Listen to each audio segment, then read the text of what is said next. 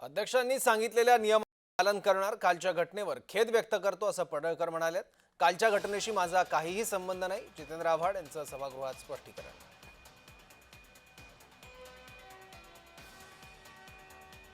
कालच्या घटनेवर सन्माननीय अध्यक्ष महोदय, आपण जी सूचना दिलेली आहे त्याचं तंतोतंत पालन करेन आणि काल जी घटना घडलेली आहे त्याच्याबद्दल मी खेद व्यक्त करतो, आपली दिलगिरी व्यक्त करतो। सन्माननीय अध्यक्ष महोदय, आपण जी सूचना दिलेली आहे त्याचं तंतोतंत पालन करेन आणि काल जी घटना घडलेली आहे त्याच्याबद्दल मी खेद व्यक्त करतो, आपली दिलगिरी व्यक्त करतो। संबंधित आमदारांबरोबर उभे असलेले सगळे गुंड यांना संबंधित आमदार खुणवतो, खुणवल्यानंतर ते गुंड आतमध्ये जातात, नितीन देशमुखला मारतात। कसं मारलं ते आपण बघितलं, मारणारे किती होते ते पण आपण बघितलं।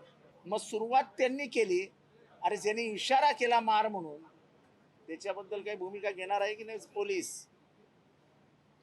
स्वतः अध्यक्षांनी हा व्हिडिओ बघावा। आता आम्ही गव्हर्नरच्याही कानावर घालून आलो। आम्हाला वाईट या गोष्टीचं आहे की नशिबाने मी त्या परिसरातच नाही आहे, नाही तर 100% यांनी बिल माझ्यावर फाडलं असतं।